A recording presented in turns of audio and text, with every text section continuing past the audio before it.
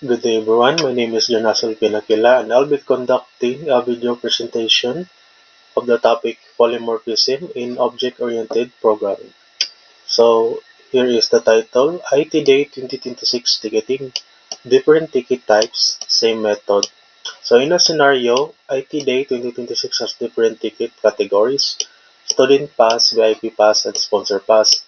Each ticket computes price differently, but the system should call the same method name, like getPrice. So, kibali ani at isa lang ka function atong gamiton no or method kibali sa pagtawag sa atong mga ticket regardless sa atong ticket type. Polymorphism allows the same method name to behave differently depending on the object or context. So, unsa atong learning targets there? Atong target learning is implement method overriding, runtime polymorphism, use one function to process many object types. Duck typing style, kibali siya. So, in object-oriented programming, polymorphism, muna tong task requirements. Create a parent class nga nakangalan og ticket. So, matuta sa atong base code. Magbutang lang kog comment diri or description nga parent class. Tapos mag-create a class, pangalan nato og ticket.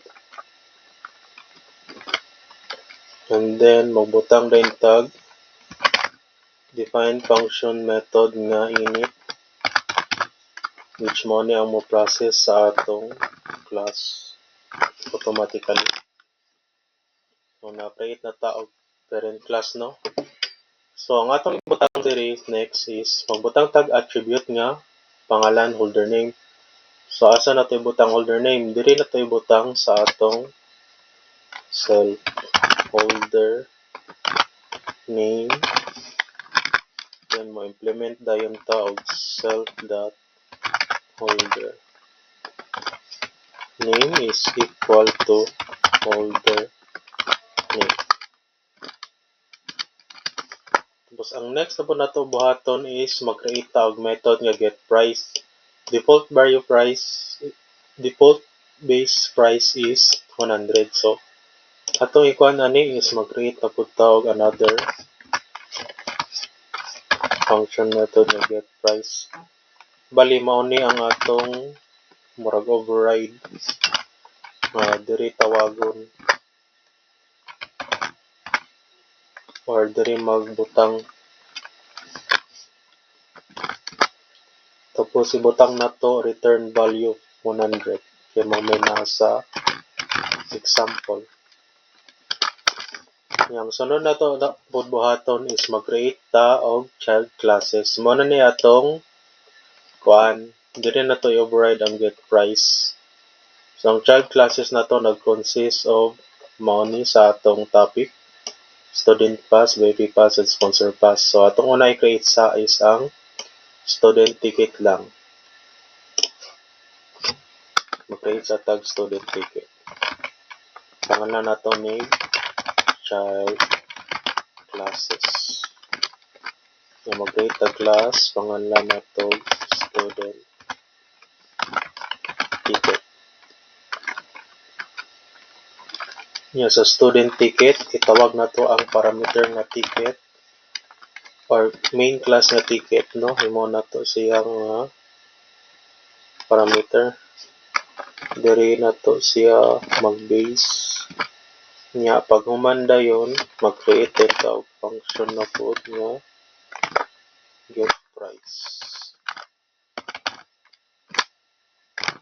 Tapos ang return value nga giset sa atong student is 50 pesos. Nya mag-create na po ta og another class which is the VIP ticket nga class. So mag-create na po ta class VIP ticket and then ticket parameter nya and function getPrice the same lang sa pinakauna. Tapos ang return value kay giset og 200 plus freebie fee 30. So ang atong button ani is ibutang nato ang return value nga 200 plus 30. Kunya, next na pod is magbuhat na pod ta og sponsor ticket.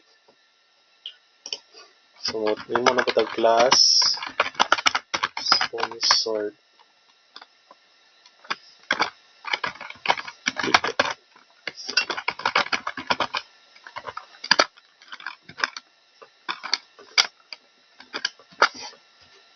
Ngayon, butang na pod ta og get price gyapon. So ang giingon din nga return value is 0 but must print sponsored. So kibali dili zero to ibutang diri. Pero to ibutang diri is magbutang na lang tag string niya to yung statement nga is sponsored. So mananata og create sa atong child classes. Next is required function or polymorphism demonstration. So write a function print receipt ticket object that prints. So mag-create sa taog print receipt nga ticket object. Tibutang diri is kuan lang. Tibutang diri kanang komenta nato og polymorphism is function. So mag-create ta og function method nga print receipt. Tapos ibutang dayon nato diri ang ticket object parameter.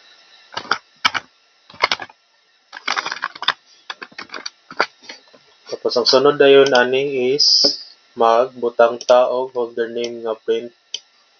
Initialize tag print sa holder name. So atay butang diri is print and then statement nga holder name. Initialize tag holder name and then ibutang dayon nato tong parameter nga ticket object dot holder name.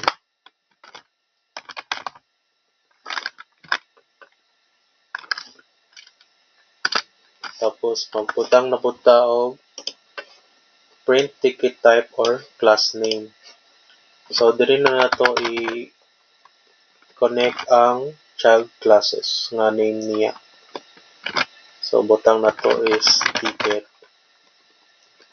type and then tawagon niya po nato itong ticket object dot class dot name. So ang kuha na ni is mo automatically na siya tawag sa class diri.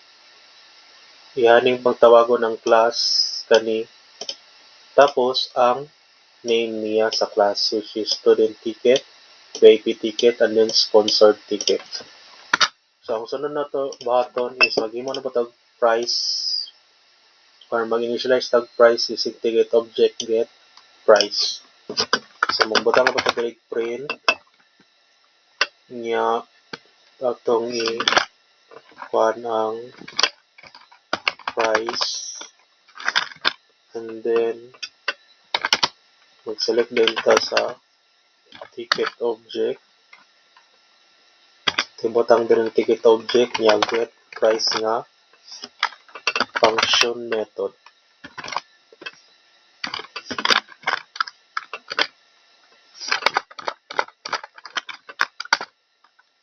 Tapos magbutang na ito diri og empty line. So nahuman na tag-create sa atong function nga polymorphism demonstration. Next is mag-create ta og list of mixed objects and loops. So diri pangalan lang nato og mixed list. Or komenta nato og mixed list and looping. So sa dinhi mag-create ta og student nga object,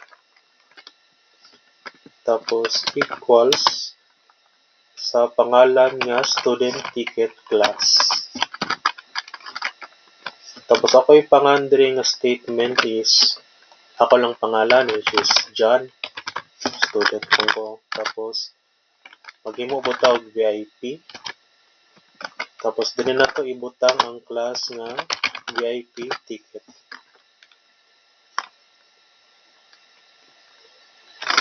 Tapos kung anon dayon nato og VIP ticket, ibutang lang nato sa professors. Tapos pag humanda yun, mo tulad ta sa sponsored or sponsor na lang. Sponsored ticket. And then, ato ibutang lang diri isang visitors. Tapos pag humanda yun ani is mag-create dayon ta og empty list nga panganlan og tickets equals to empty list day. Sorry. Dili na to ibutang si student VIP and sponsor. Ibali ang buot pasabot ani is sa matag panganlan sa student ticket, ginabutang siya og John. So kibali adisir siya mo print, iyang ibutang diri ang pangalan nga John nga student is nakakuha ticket nga price nga 50 or nakabayad siya kibali sa senaryo. Tapos sa diri dayon butangan lang ni nato og list stores in list. Tapos pag humanda yun ani is mag-create dayon ta og atong loop structure or loop na lang para madali ra. Tapos for t in tickets, print dayon nato ang receipt. Tapos ang t nga tickets is ibutang dayon nato diri. So mao na nino atong program. So nag-create ta og parent class, ticket, attribute, holder name. Tapos mabutang ta diri og price, child classes.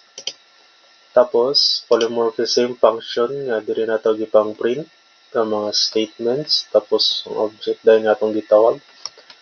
Tapos nabutang ta og list kung aha i-record ang pangalan sa per class. Tapos nag-store dayon ta og empty list para diri ma-record tong gipang store nga pangalan. Tapos loop dayon. So ang pag-run ani is mao na ni siya. So holder name no, pagtawag diri mao ni ang atong gikuan nga John. Tapos ticket type student ticket diri ni nato gikuha sa classes. Tapos pagbutang dayon diri ang next student professors lang VIP ticket. And then price nga 230, 200 plus 30. So mo na yung output. Pagkasunod dayon is ang visitors nga sponsored ticket class gikan.